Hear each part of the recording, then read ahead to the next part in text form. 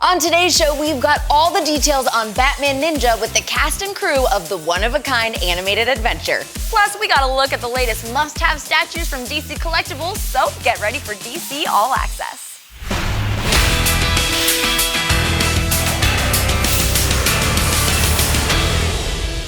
Hey guys, I am Tiffany Smith. And I'm Whitney Moore. We took a quick trip in Rip Hunter's Time Sphere and came back with all the latest DC news. First up, we've got a preview of this week's Essential Comics. Mera is about to form an alliance with one of her sworn enemies in Mera, Queen of Atlantis. Her battle with Ocean Master almost cost Mera her life, but she'll have to find a way to work with him if she's going to save Atlantis from destroying itself in a nasty civil war. This miniseries gives Mera a long overdue spotlight that proves that she is one of the biggest badasses in the DCU. So grab your copy of issue 3 starting today. Honor Guest is one of the world's most feared assassins, but she's about to meet her match in the Silencer. Honor is on a warpath of revenge, and her sights are set on any man or woman who's ever tried to take her out. But before she gets very far, she comes face to face with Deathstroke himself in one of the most tantalizing matchups yet from the new Age of Heroes. Issue number 4 kicks off a brand new story arc, so now is the perfect time to go all in on the Silencer. Duke Thomas's moment of reckoning has arrived in the finale of Batman and the Signal. The outbreak of metahuman activity in Gotham has turned into a full-on epidemic, and Duke calls on the Bat family to man the front lines of the battle. But when Duke tracks down the evil mastermind behind it all, he learns some stunning revelations about his own past and the future of Gotham's heroes. This is the issue that will turn Duke Thomas into a bona fide hero. So check out Batman and the Signal number 3 this week. A mother-daughter pair of universe-hopping bounty hunters is literally about to kill each other in Vertigo's Motherlands. Tab and Selina were united with the common goal of saving Tab's brother, Bubba, but their ugly past forces them to part ways. But soon, Selina is cornered by the Brain Trust, a multiversal mafia that has come to collect its debt. Motherlands is a mind-bending sci-fi adventure that builds a playground out of an entirely new universe, so pick up a copy of issue number 4 today. The Justice League of America is stuck in a timeline where superheroes don't exist in the finale of the Dawn of Time story arc. The Justice League is losing their battle with Kronos, and the only way they can stop their nemesis from controlling all of time is to find each other and fix the entire time stream, which is about as easy as it sounds. Every ounce of the team's heroism will be put on display, so check out Justice League of America number 29 today. That's a sneak peek at a few of DC's new releases, and here's a complete list of what's in stores this week.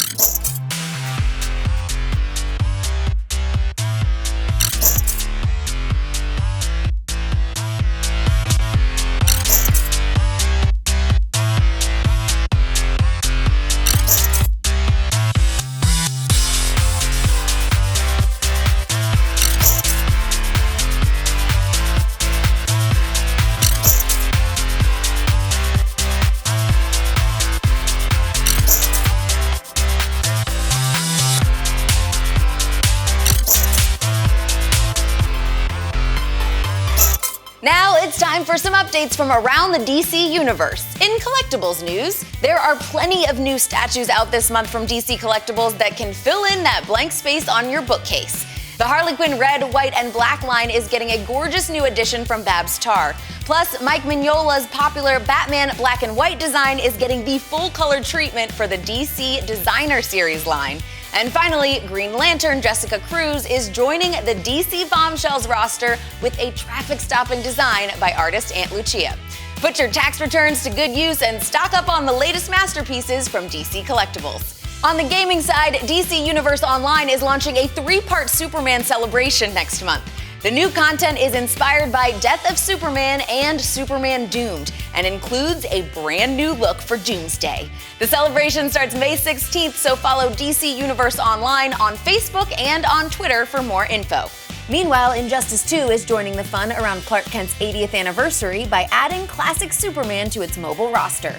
The design is inspired by Superman's first appearance in 1938's Action Comics #1, and of course includes his signature red trunks. And for all you jet setters out there, the new Warner Bros. World Abu Dhabi is set to open this July with 29 rides and 6 immersive lands, including areas inspired by Gotham City and Metropolis. Warner Brothers World is one of the most anticipated theme park openings on Earth. So it's time to add a trip to Abu Dhabi to your bucket list. That's the news for now, but we'll be right back after our panel of the week. Batman Ninja is the anime Dark Knight adventure of your dreams and promises a truly original take on some of DC's most popular characters of all time. We're checking in with the cast and creators to find out what we can expect when the Caped Crusader lands in feudal Japan. Each of Gotham's criminals is trying to conquer and unify Japan. The Penguin has seized control of the state of Kai. He skirmishes repeatedly with the neighboring state of Echigo, where Poison Ivy rules.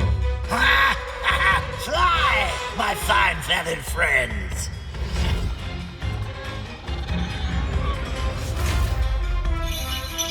I'll bury you in the dirt, you old buzzard! In the state of Mutsu, Deathstroke reigns supreme. Once my fortress is complete, it'll be my turn to strike. Yeah. Two-Face has taken control in the state of Omi, near the capital. He has become a vassal of the Joker. Let's see, what will my next move be? But right now, the feudal lord who is closest to unifying Japan is the Joker.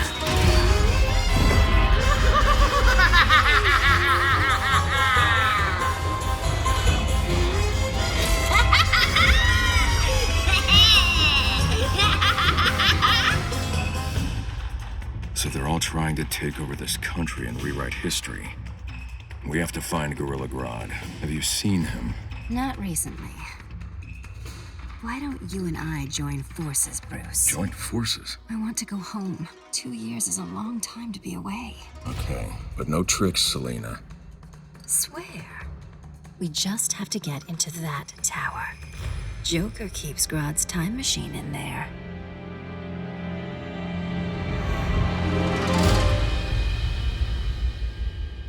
Batman Ninja is a combination of my three favorite words ever, Batman, Ninja, and anime. And it's like a Batman Ninja anime movie, which actually is 4 words that I really like. And it's basically about Gorilla Grodd, who creates a time machine, and he transports all of Gotham's villains back in time to feudal Japan. Batman, of course, is on the tail of Gorilla Grodd, and he also gets transported back in time. And there's a slight delay, so by the time that Batman reaches feudal Japan, all the Batman villains have become feudal warlords of ancient Japan, and now Batman has to become a ninja to take them all out. Visually, it is one of the most unique Batman stories I've ever seen, and to be a part of it and getting to voice the character again was just such a huge honor. But the unique element of this particular Batman is just that he's out of his element. He's having to sort of understand that he's got no access to his technology, and yet he's still got to go up against the Joker and Gorilla Grodd and other characters I won't spoil. He's got a bit of a chore ahead of him in terms of how do I defeat the Joker without all of my toys. He has just a lasciviousness about him that he's not looking to help people. He's looking just to constantly manipulate, even people that are closest to him. But it's fun because I typically play pretty passive and not all their characters. And it's fun. It was fun to play dark. As far as how these characters fit into ancient Japan, the beauty is none of these characters fit in your head when you picture it. And then as soon as you see it, it's like it was, like they were made for that. I thought Alfred would be quite easy, because I'm English and I get a sense of sort of the sense of class and place. And I thought, yeah, that's cool. I got that. And then they asked me kind of very late in the day. In fact, I think it was on my first day in the studio. They said, "And how do you feel about maybe doing Nightwing?" And I was like, "Yes, get in." I was totally unexpected, but I was like, absolutely. And my mind was racing. I was like, okay, who do I know? Who do I know who's anything like this? And I thought, you know what? Robbie Damon is just like Nightwing in my mind. I thought he's got that kind of sassy. He's kind of like, and I thought, yeah, that's how I'm going to do Nightwing. And so Nightwing was born. And you're welcome, Robbie. You owe me, brother. I've loved all the different versions of people who've played him. For me, I just wanted to focus on his wanting to be advanced, the best, not only the smartest gorilla, the smartest person in the room, There's a natural disdain for humans because he was treated so horribly. So I wanted to have him be a sophisticated, almost caring person. He was there to go back in time, to create, to build the whole world. And of course it backfires terribly, but it wasn't my fault. You know, everybody's kind of working at cross purposes. Like I said, everybody's got their own little territories. It's kind of like Gangs of New York or something, where in feudal Japan, all these different city-states, each one run by a Batman villain, and they're all jockeying for position, and all these little fiefdoms, however you say it, are battling for supremacy, and everybody's making these alliances. It's like Survivor, you know? Everybody's just trying not to get voted off the island. Almost every Batman villain appears in the film, and he's just like another fun cameo. Like they wanted to jam pack everything. I just love the designs. You know, you have like this like pinstripe suit, like the classic Two-Face that we know, and then like the evil side is just, they've gone over the top when he flips his coin. Apparently, one side is American and one side's Japanese. Yeah. As a Canadian, I'm offended that there's no Canadian representation of that. Well, I don't want to spoil too many of the Easter eggs, but I will say that, like, frame by frame, this is really filled with, like, just beauty and love, like, in all these things. I mean, the artists really love Batman. All of us writers love Batman. And so, like, when you watch this movie, it's like there's just beautiful, beautiful moments. And so there's something in every frame. I think most of the Easter eggs are built into the design conceits of the characters, and a lot of stuff is sort of blended into their costumes. I'll say look at the hilts on the swords, specifically Batman and Joker's sword. I think they're beautiful, and there's like really cool intricate stuff kind of baked into the design of them. There is so much stuff going on. I encourage everybody at home to pause when they can and take in all the details. There's so much stuff going on in the background, and if you look at this visual art style, they pay homage to not only anime but just also traditional painting methods, that kind of thing. It's amazing. It's just some really, really beautiful animation that takes place in this film, and it's so cool. So cool.